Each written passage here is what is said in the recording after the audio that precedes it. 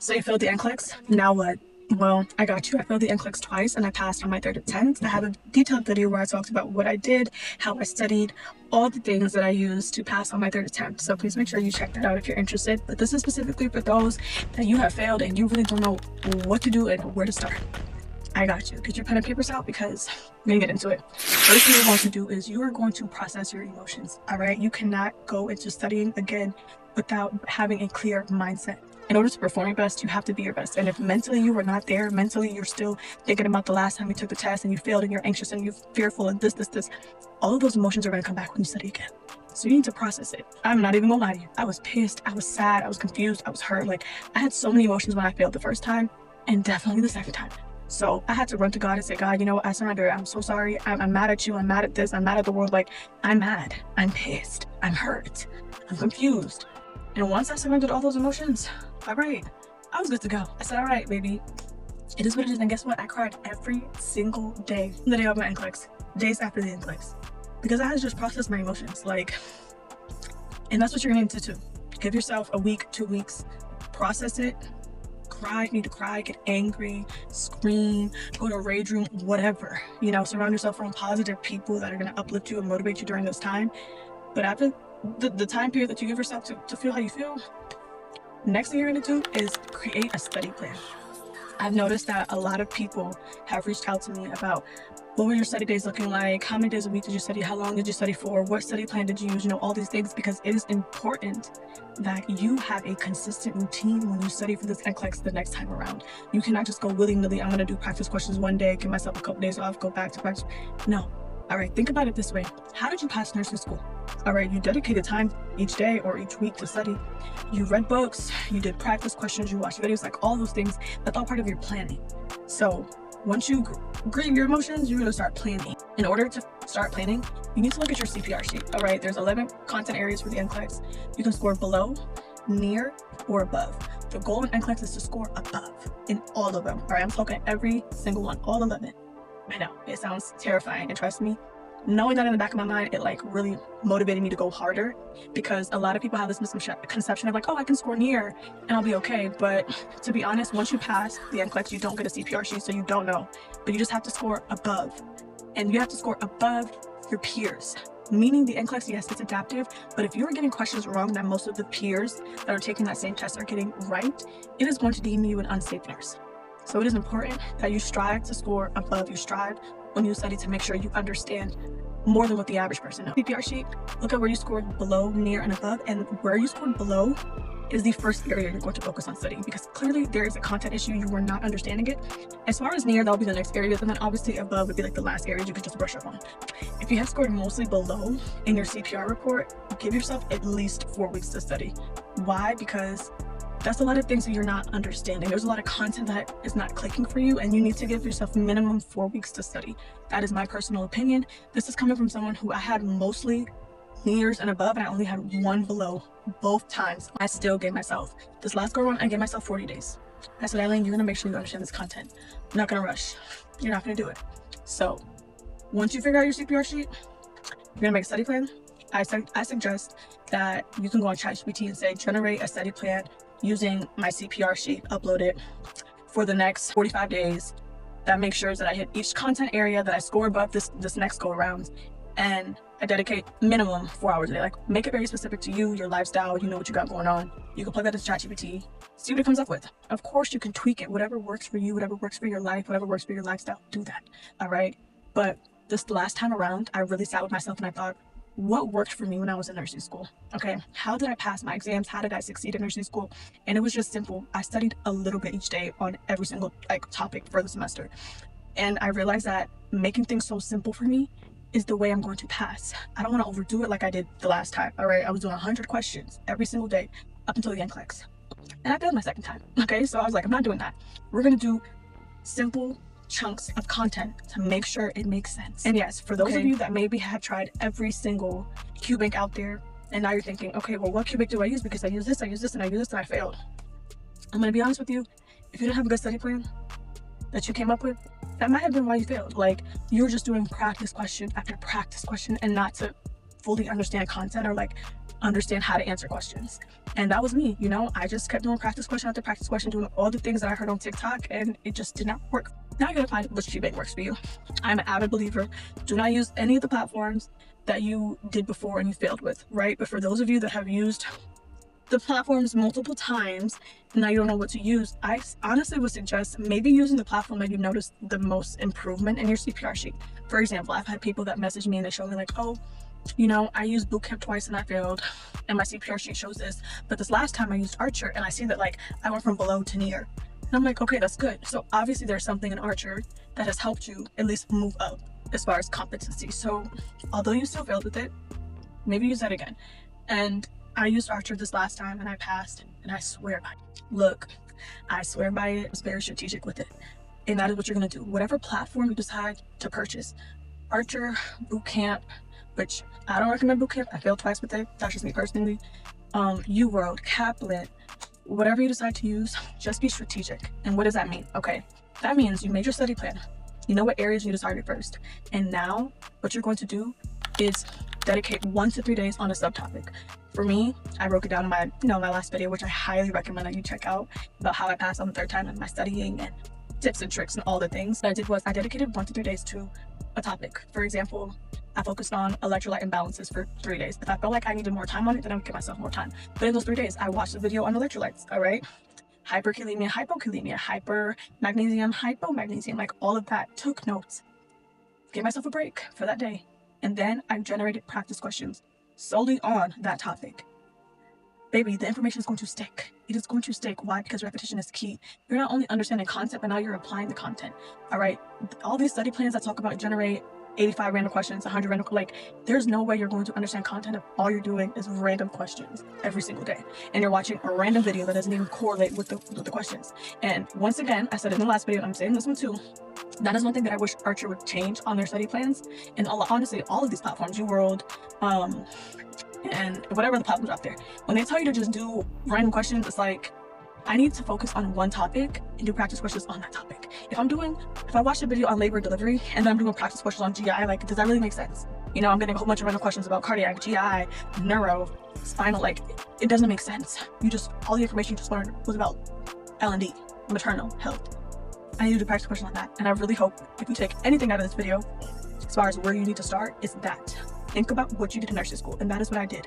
I would hyper focus on one topic for a couple days, make sure I understood it, and then move on to another topic. And I always started with topics that were the most complicated for me because I need more time on that, you know? And this go around, the 3 areas that I focused the most on was cardiac system, because there is a lot of information on the cardiac system, especially on the NCLEX. GI system, okay? Renal system. I mean, when you start watching videos and you can just start piecing together, like, damn, cardiac and renal really go hand in hand. Like, I need to make sure I understand that, and I need to hyper focus on that. But that's just me personally. Whatever works for me may not work for you, but I highly encourage that when you're studying, focus on one topic for 3-4 days. If you need longer, you need longer. If you need shorter, you need shorter. Do practice questions on just that topic. Watch videos on just that topic. Make sure you understand it, and then you move on. So that's what you're gonna do. You failed. Now you know your study plan. Now you know your CPR sheet. Now you know how you're going to start studying and just focusing on certain topics every couple days until it all makes sense. And you're going to do this every single day for however long you need to until you take that NCLEX. Anytime you feel anxious, anytime you start thinking like, you're worried, you're confused, like that is when you need to just center yourself and talk to friends, people that uplift you, be in a positive environment, do things that make you happy. And baby, you're going to do fine. I promise you, being on the other end of it, like, yes, although I can feel a little bit of relief, but I know exactly how you felt. That was me literally a couple months ago. I just kept thinking, oh my gosh, I failed. How am I going to do this? How am I going to do this? I figured it out. Okay, I didn't have anybody to call. I didn't have anybody to talk to. I was the only person I knew that failed the NCLEX multiple times. But now you got me. God did not bring you to nursing school, have you graduate, to just leave you here and not pass the NCLEX. You're going to pass. After you figure out what platform you're purchasing and how you're going to break that up as far as practice questions and that, I highly encourage you to utilize maybe one additional source. I used Dr. Sharon's clinic review on YouTube. She was absolutely amazing. I used her premium subscription, which is about like $7 or $8 a month. Any single time I focus on a topic, I would also watch a video from her about that same topic. If I was focusing on anemia for the day, hematology, I would then go on Dr. Sharon on YouTube and look at any videos that had to do with anything hematology. literally. When I tell you, it was like connecting pieces. I literally saw diseases by watching Dr. Sharon that I never heard of in nursing school who were on the NCLEX. You just need one or two platforms.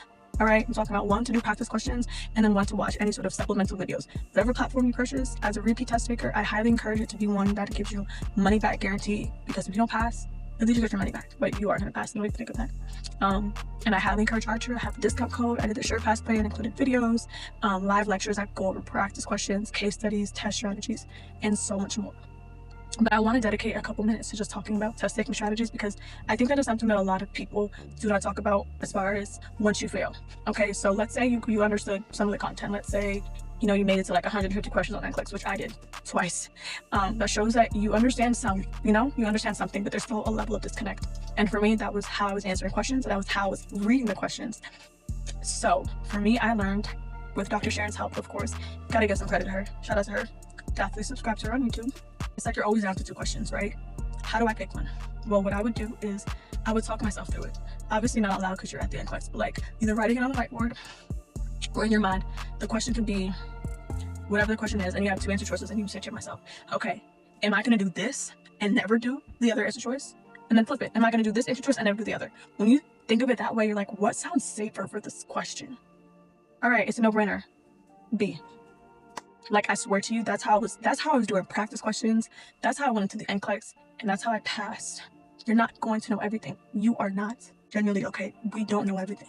We are new grads. We are just now getting to this profession. We don't know everything.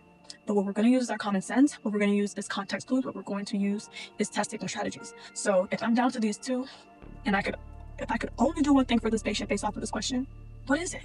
What sounds the safest? That's what you need to ask yourself when you do these practice questions, all right? So you can get into the habit of, what is this question asking me? Rephrase the question so that it makes sense for you. Don't be adding extra words or none of that, but like rephrase it so that you can think about, okay, this question is asking me something about insulin. What answer choice correlates with insulin? All right, boom, I eliminated one. All right, the next 3 still have to do with insulin, but like this one doesn't really sound like it makes sense. Cross that off. Now you're down to 2. Now out of these 2 answer choices, what is something that I would do and not necessarily do the other? Vice versa. I swear to you, there was like a couple questions that I got on the NCLEX that I thought, I don't know, but you know what? I do know how to break this question down. I do know how to reword it so it makes sense to me. I do know how to eliminate answer choices. I do know how to ask myself, okay, what is going to make sense for this question? And that is what you're going to do this next time around. And it sounds simple, and you need to implement this when you're doing practice questions as you're studying, because that builds confidence and that builds resilience, and it starts to make a lot more sense. It's the best test taking strategy that I can give you, truthfully. Sometimes even plugging it back into the question, plugging the answer choices back into the question, like, okay, that actually sounds crazy. I would not do that. Then that's not the answer choice. Trust your gut. Trust your gut. Okay, coming from somebody who's a chronic overthinker, trust your gut in the NCLEX. If your eyes keep wandering to that answer choice, it's probably the answer choice. If none of them make sense to you, the right answer is the right answer, because the rest are wrong. And I swear by this, a lot of things on NCLEX do not make sense. Like, you're like, what the heck? That doesn't even make any sense. Well, guess what? Look at the answer choices. Eliminate the ones that are absolutely off the wall. And there's always going to be 1 or 2 that are like, that's obviously not the answer choice. Now you're down to 2. And you're like, well, that kind of makes sense. And I kind of remember this, but that one doesn't. The right answer is the right answer, because the rest are wrong. And sometimes you do not need to understand it, but you just need to know that didn't really sound right. So I know it's not that one, so I'm left with this. That, I swear to you, is how I was doing practice questions, and I kept getting a lot right, and I went through the NCLEX, and I'm like, this stuff does not make sense. I'm going to give you an example. Hypothetical. There's a question about insulin, right? And it's saying that you have 250 units of short-acting insulin to get to your patient. And the answer choices are, ask the provider to prescribe 500 units, give the patient 3 syringes of 100 units of insulin, tell the patient they don't need insulin when they're sick. And the last one, give the patient 25 units 10 times throughout the day. Think about that for a second. I'm thinking about this. I know off rip, we never tell a patient not to take insulin when they're sick. They need it when they're sick. Actually, they need it more when they're sick, because it spikes up their insulin levels. Then the other one is give them 3 syringes of 100 units of insulin. Okay, that's over the 250, so I don't want to over give them insulin, so I'm going to eliminate that. And also giving them 300 units is similar to telling them to take it 10 times a day, 25 units. Why in the world would I tell a patient to take insulin 10 times a day? People already forget to take their insulin. Like, that to me screams like you can either over give yourself insulin or under give yourself insulin, and both are very, very wrong and very, very bad. So the only one that is somewhat ish safe is like just tell the provider to prescribe a higher dosage of insulin, because that doesn't mean they're actually taking it. I'm not giving it to them. All the other ones, I'm giving it. Well, 2 of them, I'm telling them to take the insulin. I'm giving them the insulin. No. And I know that that type of question sounds like absolutely mad. Like, why would that be a question? I swear to you, it will be some sort of question. They make up all these weird, like, questions. Like, what the heck? But the basis is, what is the safest? 2 of them require me to give them the insulin and the answer choice. And that's not safe, because none of those even, no. I would never tell somebody to take insulin 10 times a day. That's crazy, especially because it's short acting. You only take it 3 times a day. You know, like, that's how you gotta think. Obviously, never gonna tell them never take it when you're sick. That's off rip. And because B and C are somewhat similar, by telling them to take it and you're giving it to them, I'm gonna eliminate B. Now I'm just left with A. Now, to me, did A make absolutely any sense? No, it didn't, because I had to do my little math. I said, short acting insulin is given 3 times a day. All right, and it's given, this one is 250 units per dose. So 3 times 250 is 750, but that doesn't make sense. 500 isn't close to 750, but you know what? At least I'm not giving them the insulin. I'm not giving it to them. I'm just telling the provider to prescribe a higher dosage, because they're going to need a higher dosage if they're taking it 3 times a day. Look, the right answer is the right answer, because the other ones are wrong. And although I don't even agree with what the question was asking, that's how you have to think during the NCLEX. So I really hope that some of these test taking strategies I have said in this video help you. Once again, there is a community that we have formed on TikTok, and I really, truly cannot wait to have you guys pass NCLEX and just get over this hurdle. But trust me, you're not alone. You're not defeated. If you don't know what to do, now you do. Take it day by day. You got this. And please comment down if you have any more questions about NCLEX or nursing, or honestly anything that you want me to talk about. I'm happy to cover it. So wishing you guys nothing but the best.